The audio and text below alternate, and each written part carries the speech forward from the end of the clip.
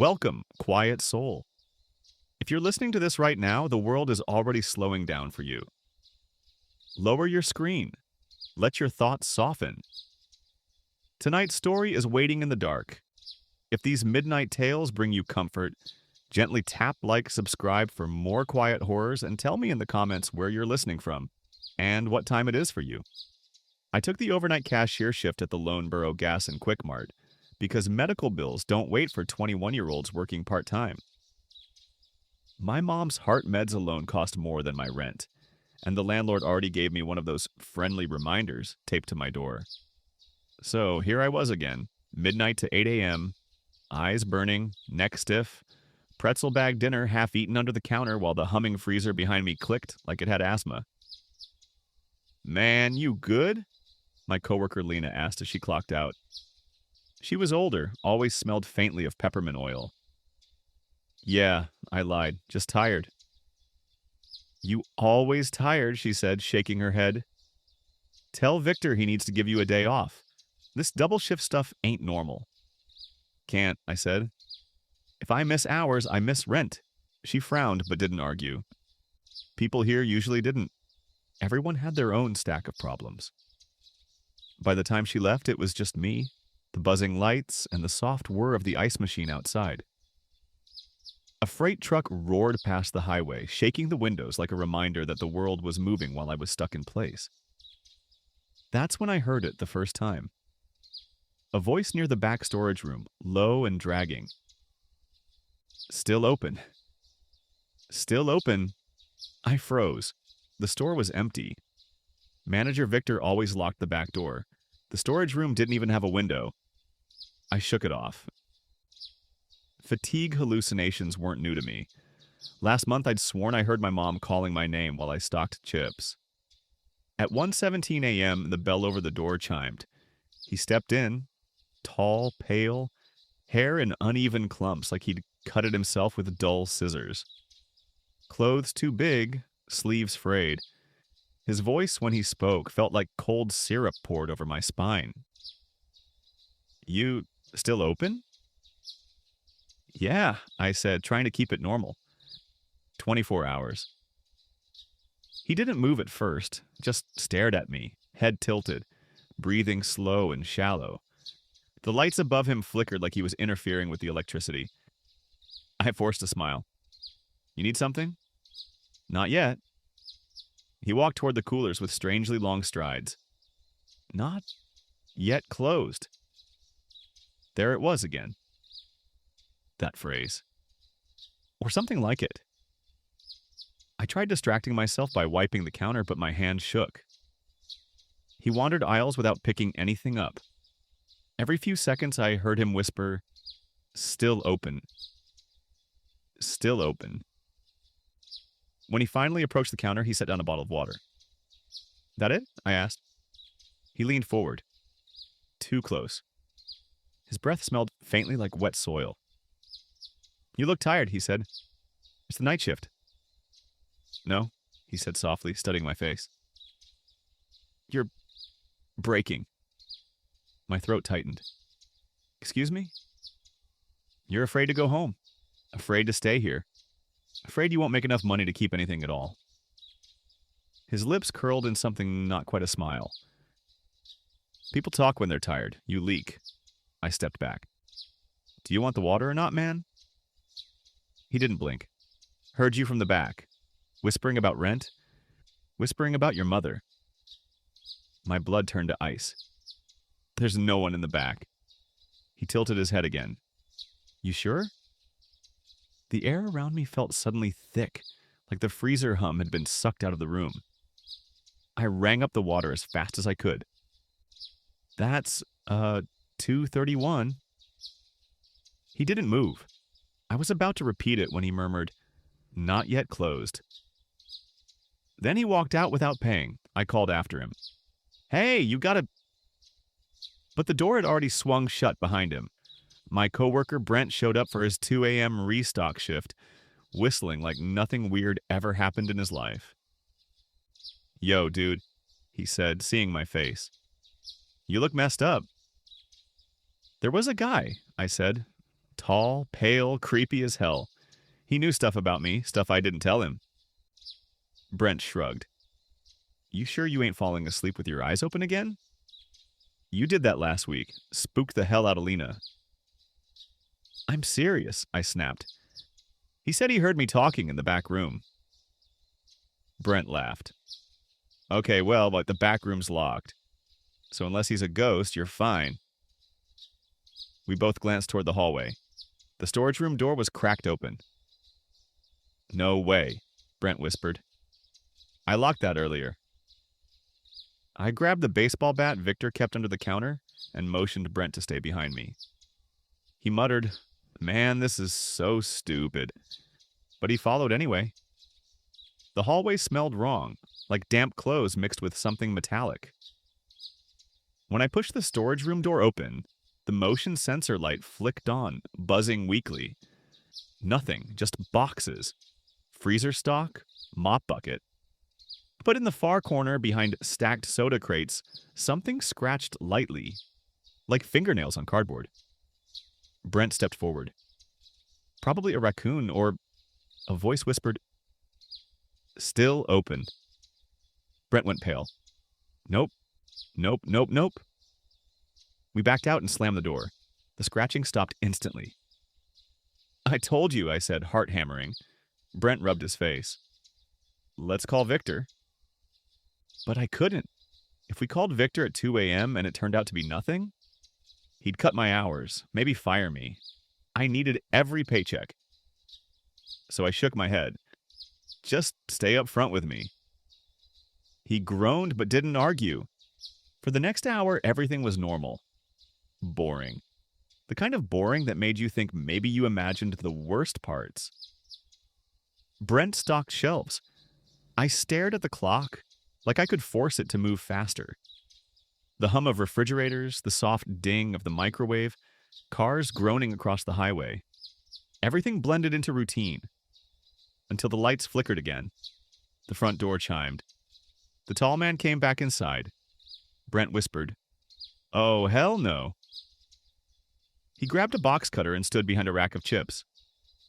The man's eyes found mine immediately. Still open, he said. We're open, I said, swallowing hard. Do you need something? He walked straight to the counter without picking up a single item. You left the door open, he said. What door? The one in the back, he murmured. I came through earlier. Thought you heard me. Guess not. My stomach twisted. You weren't back there. You don't see everything. He leaned closer, voice dropping lower. You don't hear everything, but you... Leak? Worries? Fear? Debt? Exhaustion? Easy to hear. Look, I said, forcing my voice not to shake. You can't be here. You gotta go. He looked genuinely confused. Why? Still open. Sir, I said, trying to sound firm, if you don't leave, I'll call the police. He tilted his head, hair falling over one eye. You won't. Might lose your job. Might lose hours. Can't risk that. My breath hitched. How? People like you, he said softly. I hear from far away. All that fear. All that wanting to be safe. Wanting to rest. His smile widened too slowly, like his face didn't understand the motion. You leak, Brent finally snapped. Back off, dude. The man turned toward him with unnatural slowness. You don't leak, he said. Not interesting. Brent stepped back anyway. The man returned his gaze to me. You should close early. I can't. You're breaking, he whispered. And I like the sound. The lights above us shut off all at once. Pitch black. I shouted Brent's name, but my voice came out strangled. Something moved near the cooler. Long steps sliding against the floor. I grabbed my phone, but the screen wouldn't turn on, like the battery had died. Then, right beside my ear, a slow exhale. Still open. I swung the bat blindly. It hit nothing. A hand brushed my shoulder. I bolted toward the emergency flashlight taped under the counter. Brent grabbed my arm in the dark. He's behind the drink, saw-shaped dude. We need to get out. The flashlight flickered on. The man stood inches from the counter, face pale and expressionless, like he'd just appeared there. You shouldn't close, he said. Not yet. My chest tightened painfully. What do you want from me? He blinked slowly. Just listen. The lights surged back on. The humming of machines returned all at once. He was gone. The door hadn't opened. There was no sign he'd ever been there. Brent and I stood frozen until sunrise, too scared to check the back room again. And when Victor arrived, I tried to explain, but he interrupted with, "You're jumping at shadows. Get some sleep, and don't leave the storage door cracked again." I didn't. I was sure I hadn't. For the next week, I avoided night shifts, but rent didn't stop and my mom's meds didn't get cheaper. So tonight I'm back, working midnight alone again because Brent quit and Lena refused nights. The hallway behind me is dark. The freezer hum sputters, and every few minutes from somewhere near the back room, I hear that same dragging whisper. Still open. I keep telling myself it's just the pipes. Just exhaustion. Just stress. But every time I blink too long, I swear I feel breath on the side of my neck. I need the hours. I can't quit. I can't lose this job. And whatever, he knows that. He knows I won't close. Not yet. The end.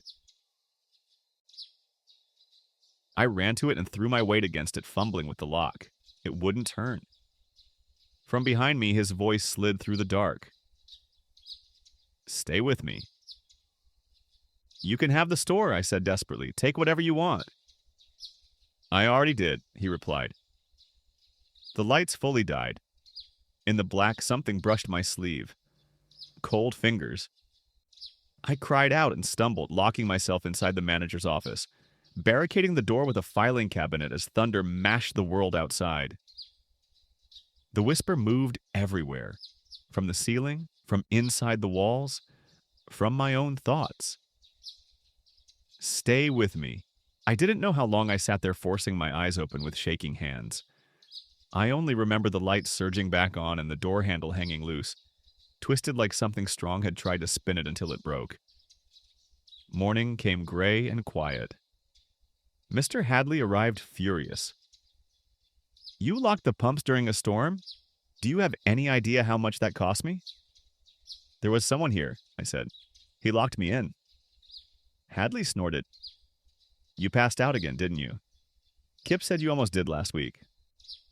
No, I said. He knew about my mom, about my rent. Hadley looked at me with flat annoyance. Everyone knows you're broke. It's not a secret. I still work nights. The warehouse never called me back. Mom's treatments are weekly now. Some nights the rain comes back. Some nights the whisper comes with it. And I feel myself getting emptier every shift.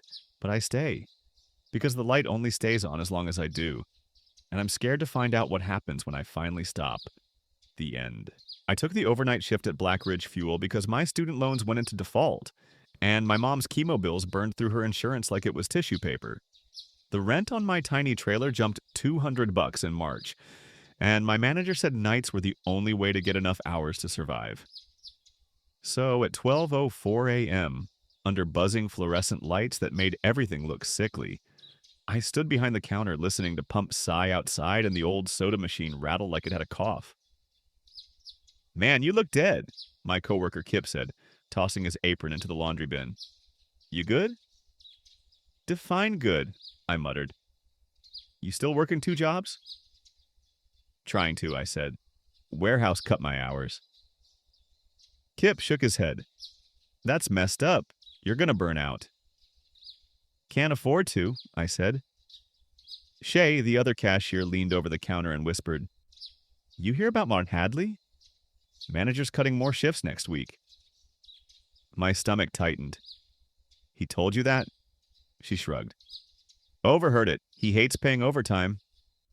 Great, I said flatly.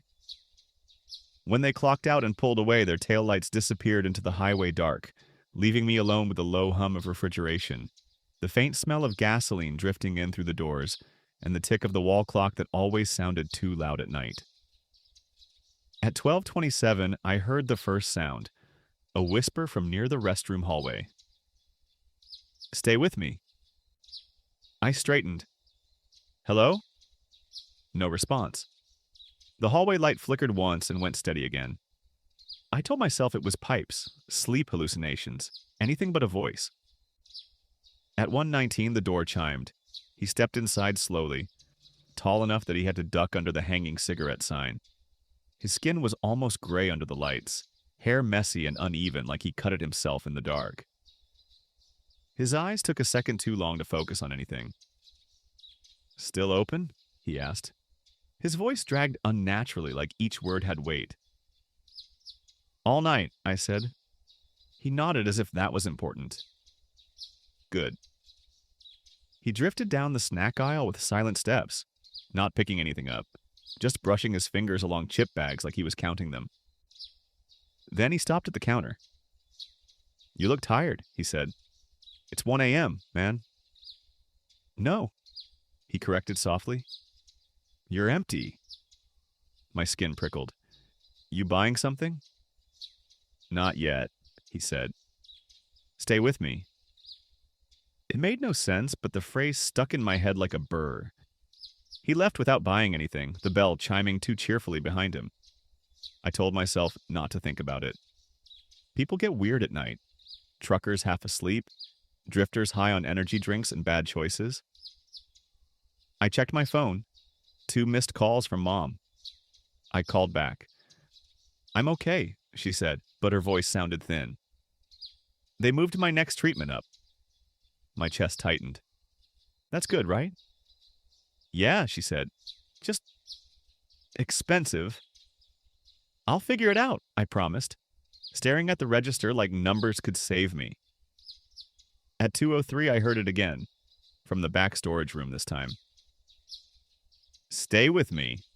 I nearly dropped the scanner. I walked to the back door and pressed my ear against it.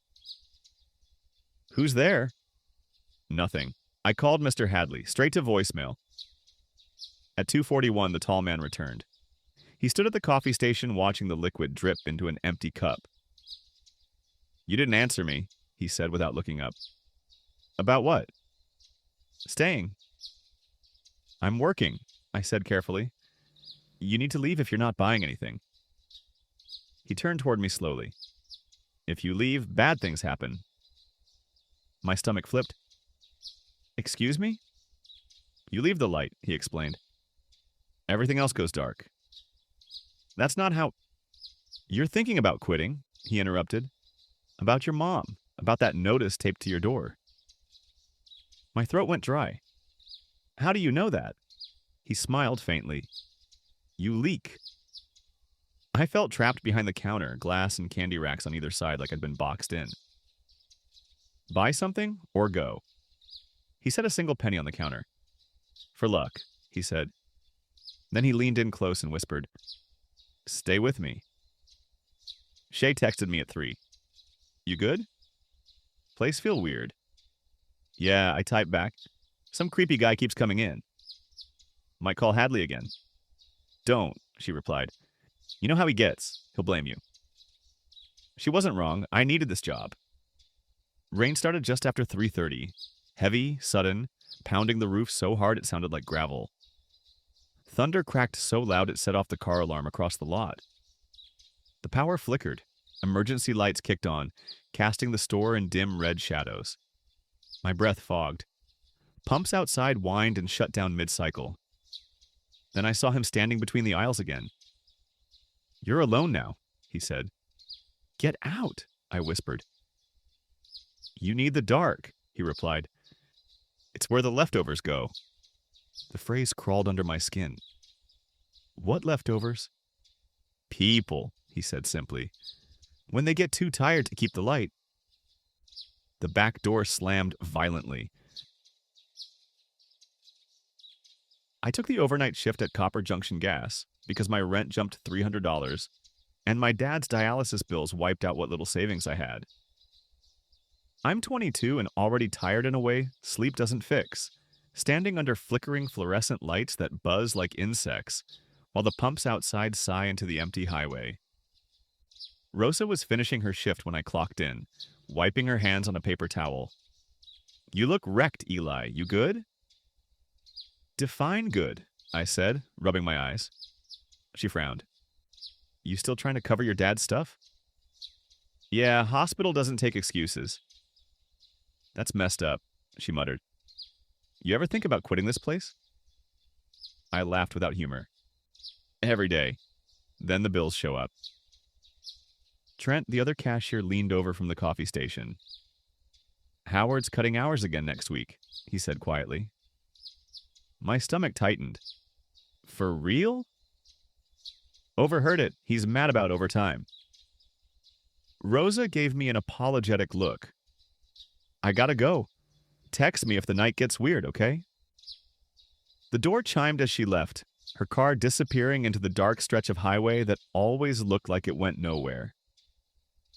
Trent clocked out 10 minutes later with a tired wave, leaving me alone with the humming coolers, the sour smell of burnt coffee, and the lonely red blink of the lottery machine.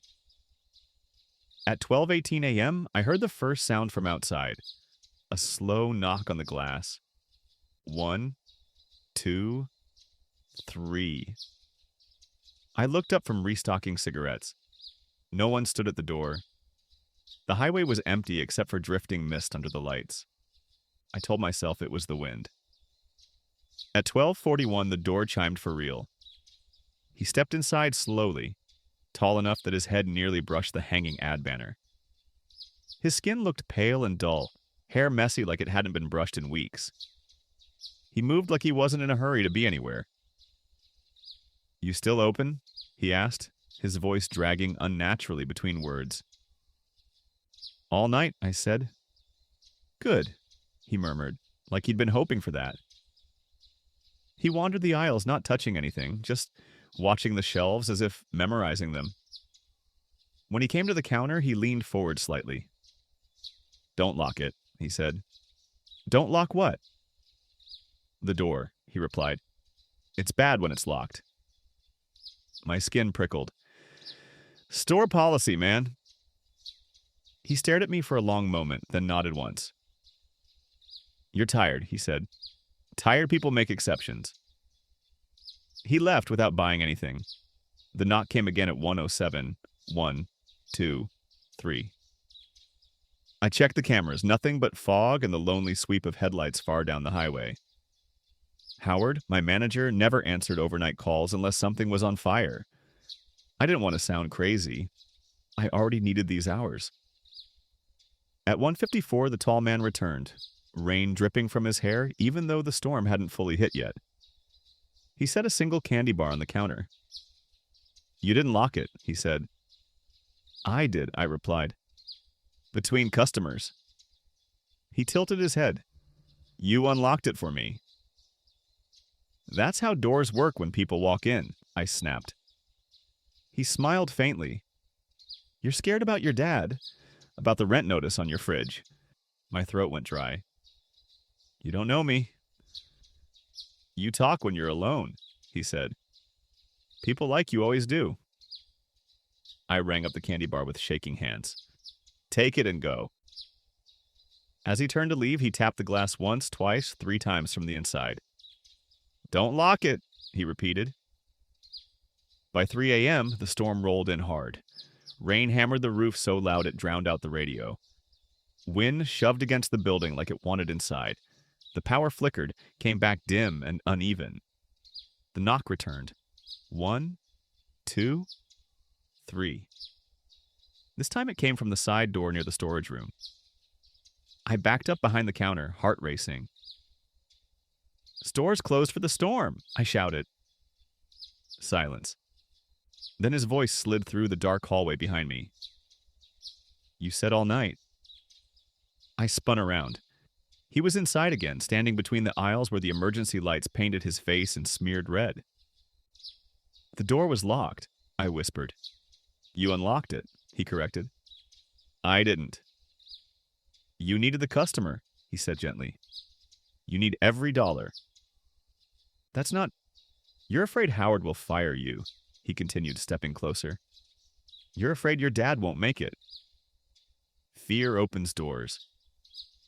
The back door slammed violently as the wind forced it open. Cold rain sprayed through, soaking the floor. Don't lock it, he said again. Bad things happen when you do. I grabbed the bat from under the counter. Get out, now. He looked genuinely curious. If I leave, who stays with you? The storm knocked the power out completely. In the dark, I heard the knock everywhere, on the front glass, the freezer door, inside the walls. 1, 2, 3. I ran for the office and locked myself in, sliding the filing cabinet against the door while my hands shook so hard I could barely move it. My phone had no service in the storm. I tried calling Howard anyway. Straight to voicemail. Please, I whispered into the empty office. Just go away. From the other side of the door, his slow voice answered, almost kind. Don't lock it. Something scraped once against the wood, then another knock. 1, 2, 3. I don't remember how long I sat there forcing myself to stay awake, terrified that if I slept, the door would open on its own. When the light surged back on from the emergency generator, the knocking stopped. Morning came quiet and gray. Howard showed up pissed. Why is the side door busted? There was someone in here, I said. During the storm, he kept unlocking it. Howard snorted. You passed out again, didn't you? Storm probably blew it open. He knew about my life, I said desperately. About my dad, about my rent. Howard shook his head. Everybody's broke, kid. That ain't magic. He docked my pay for the damage. Rosa texted later asking if I was alive. Trent quit that same week. I'm still working nights. My dad's treatments got more expensive. The stormy forecasts make my stomach twist now. Some nights, when the highway is empty and the lights buzz too loud, I hear the knock again. 1, 2, 3. And every time I reach for the door's lock, I hear his slow reminder in my head. Don't lock at the end. I took the overnight at Hollow Pines Fuel because my sister's insulin costs and my student loans ate the cushion I thought I had. I'm 22, and the rent's due. The landlord taped a final notice to my door last week, and my manager warned me if I missed night shifts, somebody would take my slot. The pumps hissed outside, and the fluorescent lights buzzed like sleepy insects as I tied my apron on. You good? Jenna asked, handing me the night log. She works afternoons and hates nights. You look wrecked. Just tired, I lied. Omar wiped the coffee machine. Howard's cutting hours next week, he said. Said payroll's tight. Howard drove off in his old truck, tie flapping, and the lot went quiet. After he left the station, felt too empty, like a mouth waiting for teeth. At 12:11 a.m., the bell chimed. He flowed in, tall, pale, hair a mess, clothes hanging wrong, moving slow like a marionette learning cadence. His voice dragged, each syllable patient. You open? He asked. All night, I replied. He wandered the aisles, not touching anything, listening to the machines. At the counter, he looked at me and smiled too deliberately. The hum knows, he said. I blinked. Huh? He tapped the countertop. The hum knows who stays and who leaves. He paid and left. I told myself it was harmless. Night people say weird things. Until he returned at 1:19. This time he squatted by the slush tray and watched the neon ripple across the wet floor. You sleep? He asked. Not here, I said. You should, he said. The hum remembers. His words landed like a hand on my neck. How do you know? He shrugged. You say it in the pauses. People like you leak worry. That word, leak, stuck in my head. My thumb hovered over a hospital message on my phone about my sister's insulin approval. If I missed a shift to handle paperwork, Howard might cut me. I needed the hours. The rain began at 3:07, driving the pumps into a hiccuping chorus. The building hummed deeper, the bulbs pulsed. He reappeared, water slicking his shirt, and set a small key on the counter. "You lock it?" he asked. "Policy," I said. "We keep it closed in storms." "You close, things forget to leave," he said. "The hum takes pieces." My stomach tightened. That's insane. He leaned close. "You need the hours?" His slow voice felt like an accusation. "You won't lock it." I thought about calling Howard, telling him someone was messing with the place. I didn't. The hospital notice glared. Approval pending. If I left for paperwork, if I missed hours, the insurance could delay. Howard had been blunt. Misses equal replacements. He sat at the corner table one night like he'd always been there, sipping coffee without a cup, watching me count bills. "How much for rent?" he asked in that slow voice. I blinked. "Enough. My landlord wants it up front." He hummed. "The hum tallies what people owe. It likes when you stay to pay it." "That's not real," I said, but my mouth was dry. "You're scared of losing the shift," he continued. "Scared of that notice on your door." He tapped the laminated paper with a long finger, as if he could read the numbers by touch. Fear keeps the hum fed. One night the hum decided to speak through the speakers. The radio, dead for weeks at night because the signal never came in this far, crackled to life and a soft voice threaded over static. The hum remembers them. My hands went numb. I walked over and switched it off, but the voice had already melted into the pipes. I tried to set a trap. I called Howard from the office and left a message. Voicemail soaked with my frantic voice asking him to check the lot. I promised myself that if he came, I'd bring up the incidents, demand time off to sort insurance. He didn't answer. I left a second message that tightened my throat. If I missed more nights, I would lose more than a shift. I would lose the thin safety net that bought insulin vials. On a particularly bad night, the tall man stood at the door and simply watched customers leave. When a trucker staggered in smelling of diesel and asked for directions, the man whispered into the trucker's ear. The driver nodded, paid, and left. 10 minutes later, the trucker pulled back in and demanded his wallet, claiming it had been stolen at the last stop. I called the attendant's number listed for his route. It was disconnected. The driver swore he'd been pointed somewhere wrong, and that made me look like an idiot who couldn't keep the place secure. After one storm, the tall man pressed a paper receipt into my palm and said, "You keep the hours, you keep what the hum remembers." I unfolded it with trembling fingers. It was my sister's name typed in an old font, and an amount. Small, not enough. My breath left me. Omar watched and shook his head like he couldn't admit what he suspected. At 4:46, the power cut. The pump stilled. The emergency red lights blinked. I walked the floor with a flashlight. Cameras showed only static, thin lines like fingerprints. Omar came from the back, rubbing his arms. "We should call him," Omar said. "I can't," I said. "I have to sign in. If I miss more nights..." He stared but didn't push. He knew the stakes. He knew the hospital calls I'd been making. The thin ledger of us. The tall man hummed at the coffee station.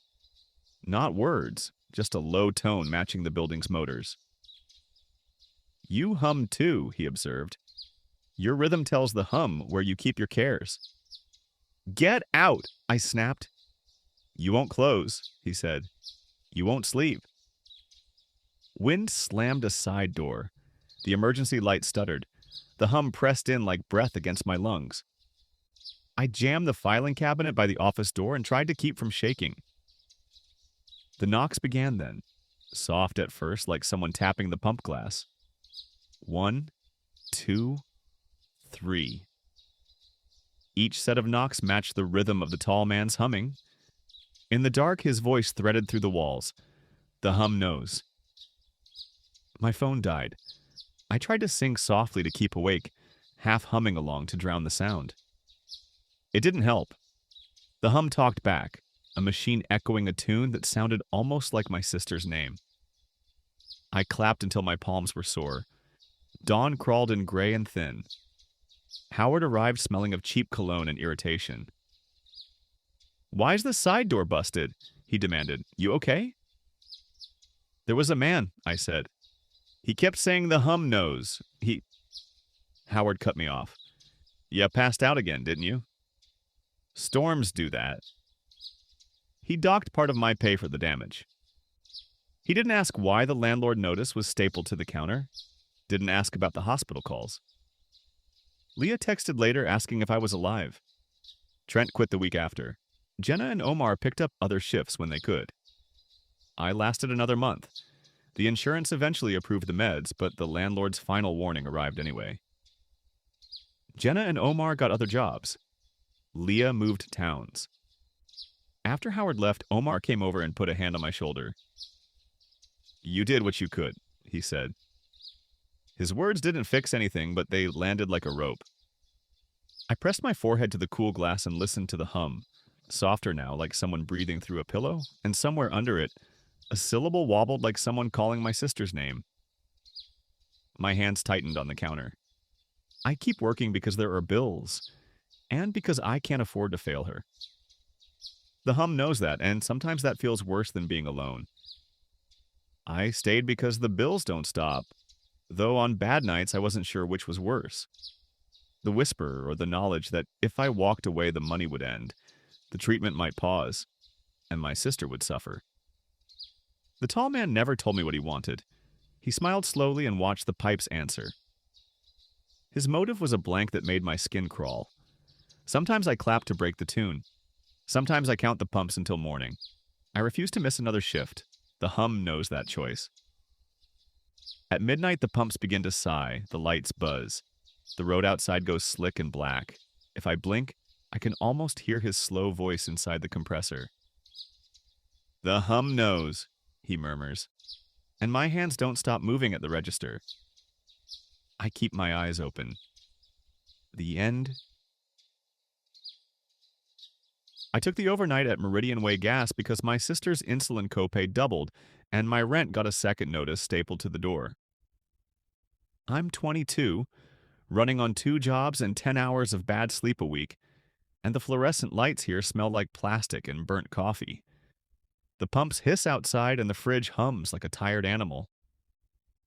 "You good?" Harper asked as she handed me the night log. Harper works afternoons and hates nights. She keeps peppermint gum in the break room. "Define good," I said. "Still paying for school and mom's bills?" Harper asked. "Yeah," I said. "Every shift counts." "You're gonna burn out, man," Louis said, who took the closing stock shifts. "Howard's got payroll tight next week."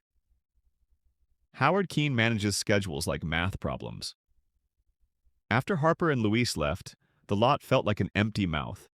Neon smeared orange over wet asphalt. The lottery machine blinked lonely. At 12:12 a.m., the bell chimed. He was tall, pale, hair sticking out like it had been messed with by hands. He moved slow, deliberate. "You open?" he asked, voice pulled out like taffy. "All night," I said. He walked the aisles without touching anything. At the counter, he leaned in. "Don't blink," he said. "Excuse me?" I asked. He tapped the glass, 3 soft taps that landed like punctuation. I checked the cameras, static, the back door locked. I wrote the time in the log. At 1:04, he returned holding a yellowed receipt. "You can't take breaks," he said. "Breaks are where things slip out." "It's my break," I said, defensive. "You can't afford to," he said. "People who owe are easy to forget." He left. I told myself he was a weird guy. Luis called at 2:12. "You good?" "There's a guy," I said. "Keeps saying strange stuff." "Probably high," Luis said. "You need off next week?" "I can't," I said. "If Howard cuts me, my sister misses doses." "That's messed up," he said, softer. At 3:33, the lights flickered. The pumps hiccuped. Outside, a truck's headlights skittered past. He stood by the cigarette wall and tapped the glass again. 3 times. 3 keeps the light, he said. You serious? I asked. You close, things forget, he said. You stay, and they remember. I wanted to call Howard, to tell him someone was messing with the place. I didn't.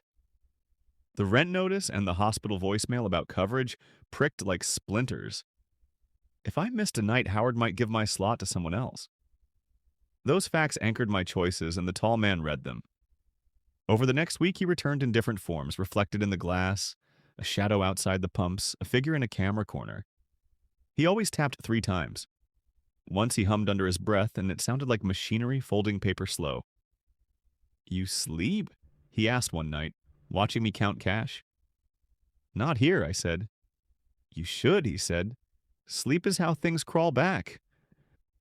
How do you know these things? I demanded. You leak, he said. Your worries leak through vents and make houses. He watched the way my hands trembled when I slid the register, the way I checked my phone for calls from the hospital, how I reread my landlord's notice until the numbers blurred. He watched how I flinched when Howard texted about coverage audits. He watched, and his presence sharpened every small fear into a choice. Jenna came in for a surprise midnight cigarette one Thursday. Dude, you look haunted, she said in her quiet way. Harper told me you had a weirdo. He keeps tapping, I told her, voice low. 3 taps. Says 3 keeps the light. Jenna's eyebrows shot up. That's creepy. He knows about my sister, I said.